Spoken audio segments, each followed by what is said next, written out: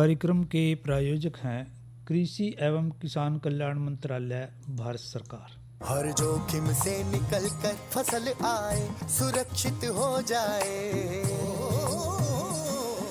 फसल बीमा से हर किसान अब आत्मनिर्भर हो जाए। संकट के समय प्रधानमंत्री फसल बीमा योजना किसानों के लिए वरदान है। अब सूखा पड़े या बाढ़ आ जाए कोई डर नहीं। अब ओले पड़े या कीट पतंगे फसल खा जाएं, कोई फिक्र नहीं, क्योंकि हमने लिया है प्रधानमंत्री फसल बीमा।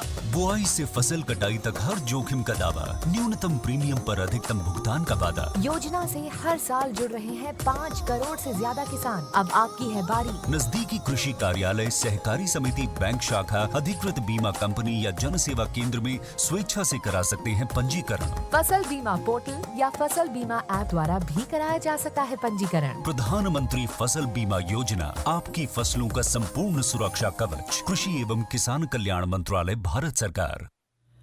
किसान वाणी कार्यक्रम सुनने वाले सारे बाण भाई पुरुषोत्तम भाई की राम राम। किसान भाइयों, आज जो चर्चा का विषय है किसान वाणी कार्यक्रम में पहला, वो जुड़ा हुआ है सब्जी से, और विशेष तौर पे सब्जी की पौध से। हम ये सोचते हैं भाइयों, जब भी हम कोई सब्जी की बात कर रहे हैं, उगाने की बात कर रहे हैं, तो सबसे पहले हमारे दिमाग में यह बात आवा है कि जो उसका बीज है यानी कि किस्म है वो अच्छी होनी चाहिए। और जैसे सब्जी की बात करें, पौध की बात करें, तो बीज अच्छा होगा तो फिर पौध की तैयारी भी अच्छी होनी चाहिए। पौध और बीज दोनों बढ़िया होंगे तो हम कोई भी सब्जी उगावें वो बहुत अच्छा उत्पादन देगी, अच्छा लाभ मानना देगी। तो आज जो जिस विषय की हम चर्चा की बात कर रहे हैं वो है वैज्ञानिक विधि से सब्जी की पौध की तैयारी किस तरह से करें। हम ये जाना है कि जो सब्जी है भाइयों, हमने सारे साल चाहिए, यानी कि हर रोज़ चाहिए कोई ना कोई सब्जी, और इसी तरह पूरे साल सब्जियां चलती रही हैं सीजन के अनुसार। पर उसमें यदि पौध की बात करें कि पौध अच्छी किस तरह होनी है, तो उसमें पौधशाला एक बहुत अच्छा स्थान है पौध तैयार करने वास्ते। कोई भी सब्जी हो जहाँ पर सब्जी की पौध हम तैयार कर सका है। पौधों को फिर पौध को तैयार करके खेत में लगाने तक उसकी एक विशेष देखभाल की ज़रूरत मानना पड़ा है। सब्जी पौध उत्पादन में जो आजकल की तकनीक है, आधुनिक तकनीक है, वो प्रयोग में लाई जावा है। क्योंकि देखो, यदि हम बाहर पौध तैयार करें भाई कहीं भी, तो काफ़ी गर्मी पड़े उससे बचा कर रखनी पड़ेगी, कहीं ज़्यादा बरसात हो जाए उससे भी बचा कर रखनी पड़ेगी, सर्दी ज़्यादा हो जाए उससे बचा कर रखनी पड़ेगी। तो आजकल फिर इसलिए क्या हुआ, आधुनिक जो तकनीक आजकल खेती में चल रही है उसने उन्नत या यूँ कह सका हाईटेक कह सका है। तो मौसम का जो वातावरण है, मौसम और वातावरण है, उसकी निर्भरता को हमने सही करना पड़ेगा। और ऐसा उसमें कब कर सका है हम, जो पौधशाला हमने तैयार करी है, जो आजकल की हम बात कर रहे हैं। पहले बीज का जमाव कई बार कम हो जाए है, दूसरा बीज जमने के बाद कई बार पौधा गल सड़ जाए है, जिससे क्या हुआ कि लगभग 40 से 50% तैयार जो हमारी पौध है वो भी ख़त्म हो जाए, हानि हो जाए मानने। यानी बीज गलन का प्रकोप भी बरसात के ऋतु में खूब देखा जावा है, और बीज गलन का प्रयोग हुआ तो फिर भी अब नुकसान हो गया। तो इसलिए ये सारी तकलीफ़ ना हो तो हम उसको तकनीक के द्वारा, जो आधुनिक तकनीक है, उससे बीज से पौध यानी कि सब्जी की जो पौध है वो तैयार करें, जिसका तापमान लगभग 24 से 30 इसके आसपास हम रखें और नमी लगभग 80-90% हो जाए। तो इस तरह से उस पौध को जब हम नई तकनीक से तैयार करेंगे तो पौधे बढ़िया भी उगेंगे और उनकी बढ़वार भी सही होगी। फिर पाला पड़ जाए, बरसात ज़्यादा हो जाए, मौसम ख़राब हो जाए, लू चल जाए, ये सारी की सारी समस्याएं नहीं आने की। तो इसमें क्या करें, हम पौध तैयार करने वास्ते पॉली हाउस या पॉली ग्रीन हाउस या पॉली बैग नर्सरी हुआ, तो इससे हम सब्जियों की उच्च गुणवत्ता वाली पौध जो है तैयार कर सका। इससे काफ़ी संख्या भी हमारी रहेगी, सब्जी खराब भी नहीं होगी, तापमान भी उसने जितना चाहिए उतना मिलेगा, गर्मी के लू से पौध ख़त्म नहीं होगी। इसी तरह ज़्यादा बरसात हो जो उसमें भी होगी। तो पौधशाला में एक तो भाइयों क्या होगा, इसके काफ़ी लाभ माने मिलेंगे, क्योंकि पौध जितनी हम चाहें उतनी जो है हो जाएगी। पौधशाला का जो क्षेत्रफल हुआ है वो हम छोटे छोटे टुकड़ों में बांट सका है, यानी कि जितनी पौध की हमने ज़रूरत है उतनी पौध जो है हम उसमें से उगा सका है और उसकी देखभाल भी अच्छी प्रकार से कर सका है। इसी तरह से उसमें कोई नलाई गुडाई है वो भी बड़े अच्छी प्रकार से कर सका है, क्योंकि घास फूस तो हो गई होगा और साथ में उसमें कोई भी कीड़ा है, बीमारी है, उसका हमने जल्दी पता चल जाएगा। और कोई ऐसा एक आधा पौधा है भी उसको जड़ समेत उखाड़ के हम दूर जाकर नष्ट भी कर सका है, उससे बचाव हो सका है। इसी तरह से सिंचाई की बात है, सिंचाई हम उसको फुहारे से कर सका है। छोटी नर्सरी है, थोड़ा हमारे पास स्थान है, रकबा, वो उसकी थोड़ी होगी, क्यारियाँ होंगी, क्यारी दर क्यारी हम सिंचाई उसकी जो है कर सका है फुहारे से। तो और बेमौसमी नर्सरी, कोई भी मौसम होगा उसके अनुसार बेमौसमी नर्सरी हम तैयार करके उससे अगेती फसल भी ले सका है। क्योंकि कोई भी सब्जी है भाइयों, पहले तो हम उन्हें अगेते रूप में लेवा हमेशा, फिर उसके मध्यम आ गया बीच में, फिर थोड़ी सी पछेती। तो हम इस तकनीक के द्वारा हम बढ़िया अगेती फसल भी ले सका है। और अगेते फसल कोई भी होगी, कोई सब्जी हो, कोई भी हो, उसके दाम जो है भैया मानना अच्छे मिला है। थोड़ी ज़मीन पर पौध तैयार कर सका है, पूरे खेत को तैयार करने में तो काफ़ी समय लगता है, और जो बचा हुआ खेत है हमारा उसको हम पौध जहाँ रोपेंगे उसके वास्ते तैयार कर सका है, या किसी दूसरी फसल वास्ते तैयार कर सका है खेत ना। सब्जियों के बीज हम जाना है कि काफ़ी महंगे हैं भाइयों, और नर्सरी में उगाकर प्रत्येक बीज, हर बीज से हम उसका लाभ ले सका, यानी हर बीज हमारा पौधा बन सका है। थोड़ा बहुत तो कभी ख़राब हो जाए तो अलग बात है, लेकिन जो ये तकनीक है, उन्नत तकनीक, पॉली हाउस बोला, लोड टनल बोला जिसने, ये कोई भी हम अस्थाई पॉली हाउस भी बना सका है, मौसम के हिसाब से भी बना सका है, और ज़रूरत पड़ने पर इसे हम हटा भी सका है, यानी कि जहाँ लगाया था, मैंने पॉली हाउस बनाया था, उससे दूसरी जगह भी नर्सरी वास्ते प्रयोग कर सका है। क्योंकि ये स्थायी ढांचा नहीं होता, तो क्यारियाँ बुआई के बाद ऊंचाई जहाँ भी हमने ये तैयार करनी है, थोड़ा सा भाइयों खेत ऊंचा होना चाहिए और उसमें पानी निकलने की व्यवस्था होनी चाहिए। कई बार क्या हुआ कि ज़्यादा बरसात होने से कहीं ना कहीं से पानी अंदर चला गया, पॉली हाउस में भी चला गया पानी, तो पानी की दिक्कत से पौधा हमारी ख़राब हो सका है। इसलिए जो ग्रीन पॉली हाउस है या पॉली हाउस है, थोड़े सीट, इतनी सीट का ही हम प्रयोग करते हैं जितनी की हमने ज़रूरत है। एक ढांचा तैयार कर ले हैं, एक सिंपल सा ढांचा कर लें जिसको हम कभी भी हटा सकें। तो इस तरह से जो पौध है, कोई भी सब्जी की पौध है, एक तो उसमें देखना है कि बीज हमारा बढ़िया है कि नहीं, दूसरा बीज बढ़िया होगा तो पौध भी बढ़िया रहेगी। फिर उसको क्यारियाँ बना लेंगे पॉली हाउस के अंदर, और उसका जो तापमान है वो सही कर लेंगे, सिंचाई उसको फुहारे से करेंगे बार बार, और कोई भी खरपतवार हो रहा होगा, घास फूस हो रहा होगा, उसकी जो है निराई गुडाई कर देंगे। पहले जब हम खेत को तैयार करेंगे भैया, क्यारियों को तैयार करेंगे, क्यारियाँ बनाने से पहले या क्यारी बनाने के बाद उसमें बढ़िया गोबर की गली सड़ी खाद डालनी है। फिर उसके बाद यदि खाद की ज़रूरत पड़ा तो फिर थोड़ी थोड़ी खाद हम उसी तरीके से उसमें डालते रहें, ताकि जो पॉली हाउस की सब्जी की पौध जो हमने तैयार करी उसकी जो गुणवत्ता है वो बहुत ही बढ़िया रहे, और हम अगेती और यह भी कह सकें भाइयों कि पूरे साल उसमें हम सब्जियां उगा सकते हैं। पॉली हाउस एक ऐसी तकनीक है, आधुनिक तकनीक, और इसको उन्नत खेती हम कह सकें हैं, उन्नत खेती के तौर तरीक़ों में यह आवा है, और इससे हम पूरे साल किसी भी सब्जी न उगा सका है, क्योंकि सब्जी तो पूरे साल ही होना चाहिए भाइयों। तो यदि पौध तैयार होगी, अच्छी पौध होगी, अच्छा किस्म होगी, तो हम जहाँ पर भी उस पौध को लगावेंगे तो वो पौध जो है हम ना खूब उत्पादन देगी और स्वस्थ भी रहेगी, गुणवत्ता वाली रहेगी, और जैसे ही हम उसको मंडी में बाज़ार में ले जाएंगे वो हम ना खूब लाभ भी देगी। इस तरह से जो बातें हमने करी है पॉली हाउस या पॉली ग्रीन हाउस है, पॉली बैग नर्सरी, ये भी एक ये तकनीक है। इस प्रकार जो हमारे किसान भाई हैं इन बढ़िया उन्नत विधियों द्वारा पौध तैयार करके और उसकी अगेती बुआई करके सब्जियों से अच्छा मुनाफा जो है ले सका है।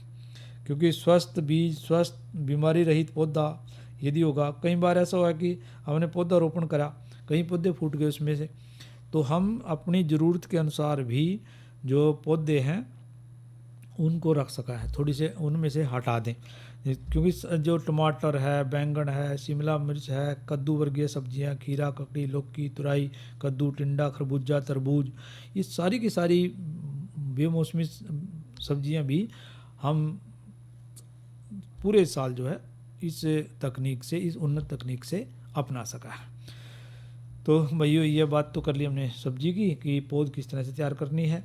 और अब सुन लेते हैं एक लोकगीत जो है ज्ञानी राम का गाया हुआ।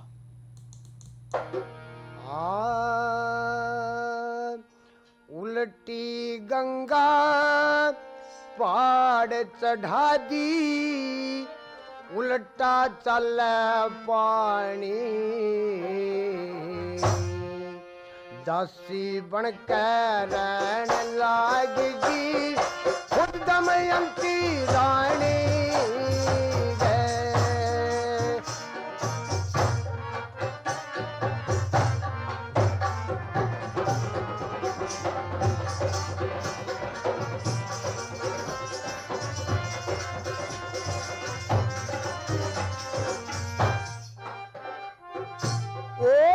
खंड के मैं झाड़ झूंड मन ना फिर का देखे थे,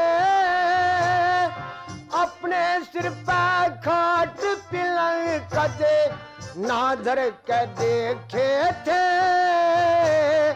ना धर के देखे थे।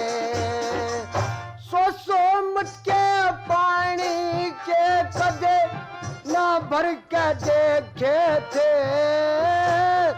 दसियारे काम कदे मन ना कर के देखे थे, ना कर के देखे थे। झाड़ू भवारी उठ सवेरा सबकी टल बजानी, दासी बन के रहन लागी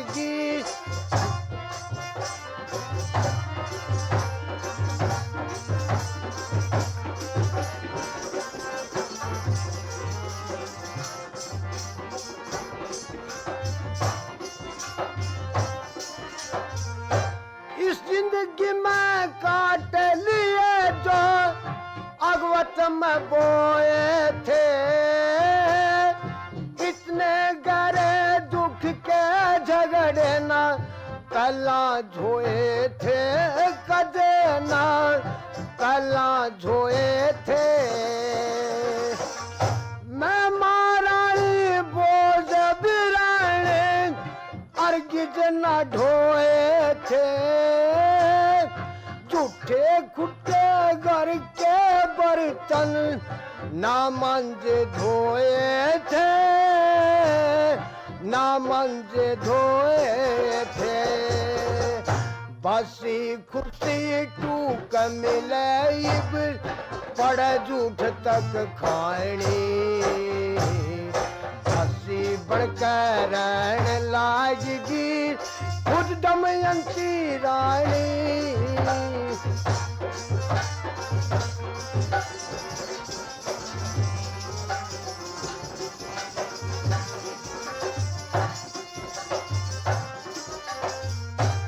इस जिंदगी में काट लिए जो अगवत में बोए थे, कई कई पिलंग नवारी थे इब सो सुधरती में, प्राणपति की ज्यादा प्यारी इस कारण दुख भरती में, इस कारण दुख भरती में। खैर कष्ट भी सैना पड़ जाए सबने अणसार दी मैं दिन रात ना चैन पड़े खुद बंदी बन फिरती मैं बंदी बन फिरती मैं फिर भी सुननी पड़े रोज मन ओछी मंदी बाणी दासी बनकर रहने लागेगी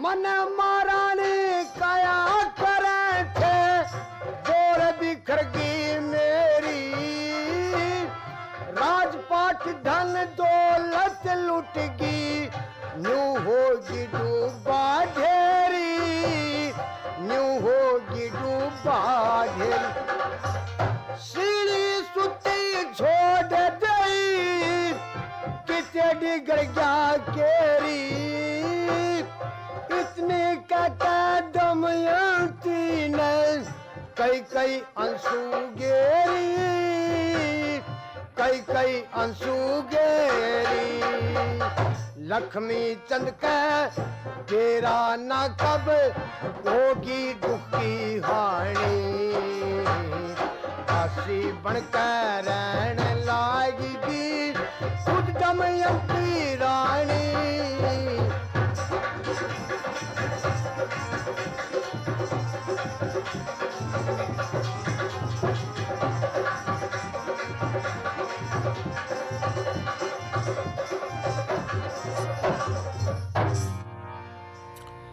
ये तो सुना भाइयों ने लोकगीत ज्ञानी राम का गाया हुआ किस्सा था भाइयों नल दंपति।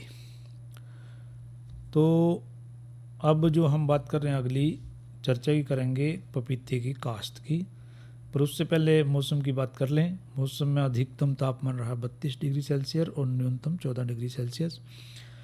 आगे भी मौसम खुश्क रहने की संभावना है, हवा चलने की भी संभावना जताई जाती है।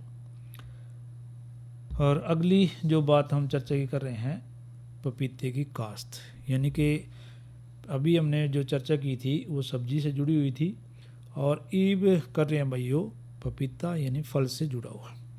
पपीता अपने देश में खूब हुआ है, यूँ कह सका है पपीता जो है पपीते की जो पैदावार है वो अपने देश में सभी राज्यों में लगभग हुआ है और भारत पैदावार में सबसे आगे है।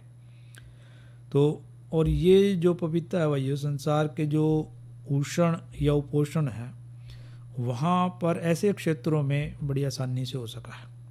पपीता बहुत अच्छा फल है, इसमें काफ़ी विटामिन्स भरे हुए हैं। विटामिन ए इसमें काफ़ी मात्रा में पाया जावा है और दूसरे पौष्टिक तत्व हैं जैसे कार्बोहाइड्रेट्स है, प्रोटीन है, विटामिन सी है, खनिज लवण है, ये भी काफ़ी मात्रा में इसमें पाए जावा है। यदि हम पपीते का सेवन करते रहें तो पाचन क्रिया ठीक रहती है। किसी के अंतों में कोई दिक्कत हो, दमा हो, निमोनिया हो, नेत्र रोग हो, तो इसमें भी पपीता काफ़ी लाभदायक है। इसमें पाए जाने वाले जो विटामिन हैं ए और सी, इसमें कई रोगों के जीवाणु जो है उससे पनप जाते, यानी कि रोग प्रतिरोधक क्षमता भी इससे बड़ा है। पपीते की खेती ज़्यादातर शुष्क इलाकों में हम करा है, पर इसमें जो कई बार देखने में आओगे कि सर्दी में यदि ज़्यादा पाला पड़ गया हो भाइयों और जो गर्मी है उसमें तेज़ हवा चल गई हो, लू चल गई हो, तो तेज़ हवा का पौधों की वृद्धि और फल जो बढ़ेंगे उस पर बुरा असर पड़ा है। यानी कि पपीते को भाइयों हमने सर्दी से बचा के रखना है और साथ में गर्मी यानी कि लू जब चला है उससे भी उसको बचा के रखना है। यानी कि पौधों के ऊपर जो पपीते लग रहे हो उसको हम कहीं ना कहीं ढक दें, उसको वो सर्दी से भी इसी तरह बचाव कर सका है और गर्मी की लू से भी। गर्मी की लू में हम फुहारे द्वारा उसमें छिड़काव जो है कर सका है, सिंचाई कर सका है, तब गर्मी से भी उसको बचा सका है।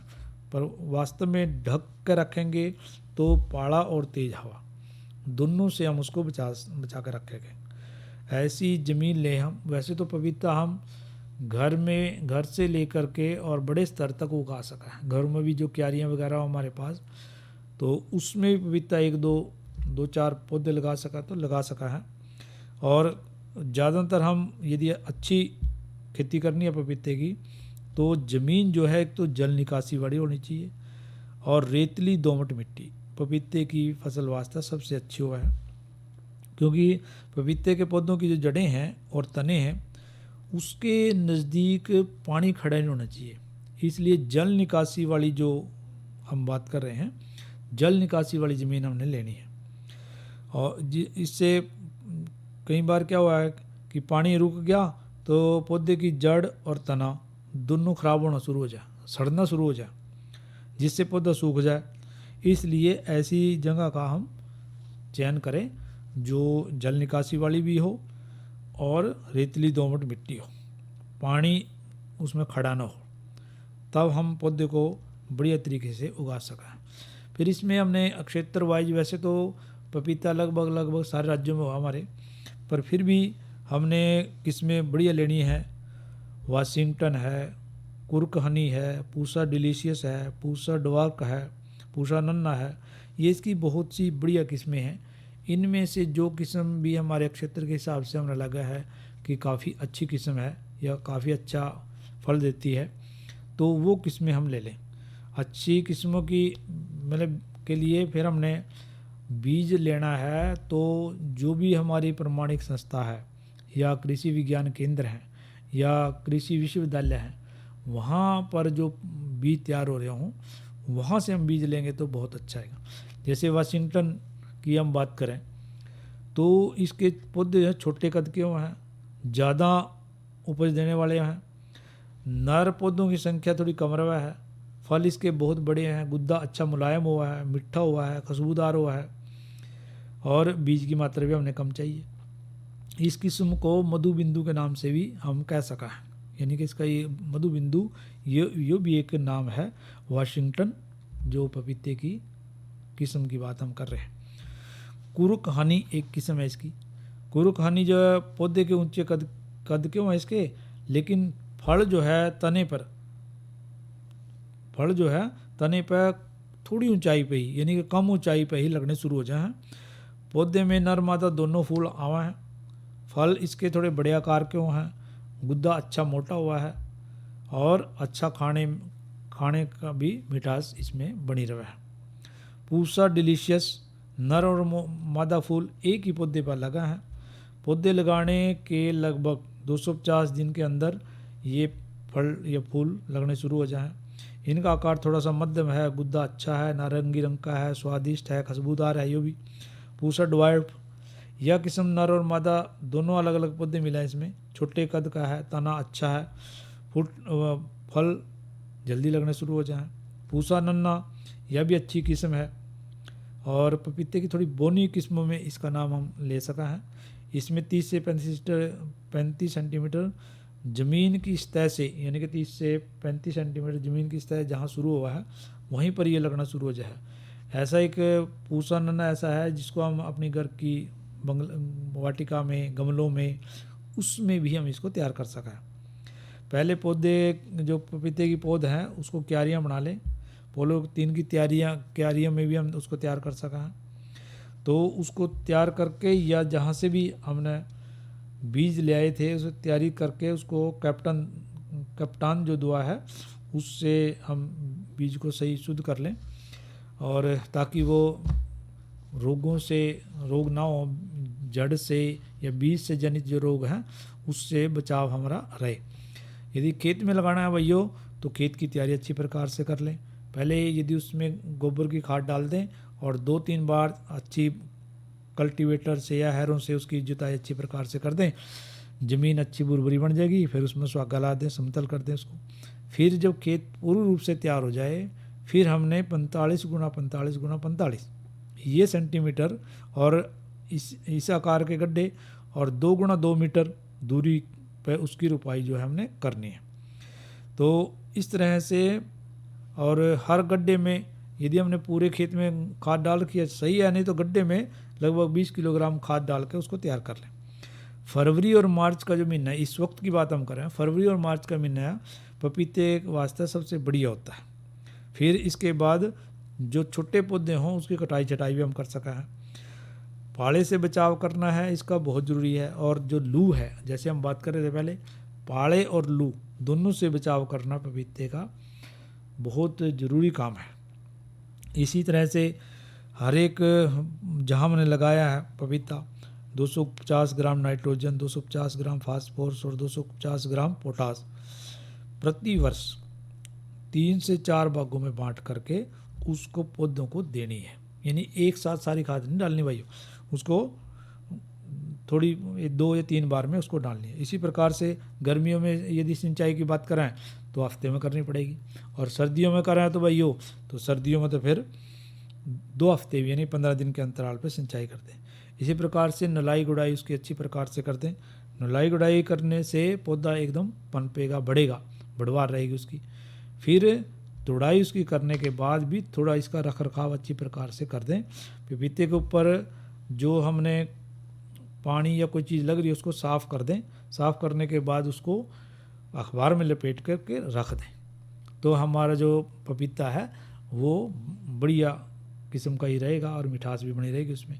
कोई कीट लग जाए, बीमारी लग जाए, जैसे तना गलन लग जाए, इसमें लीफ कलर लग जाए, जैसे ही हमने लगाया भाइयों कि वो ऐसी कोई बीमारी होगी तो तुरंत उस पर दवा का उपचार जो है कर लें।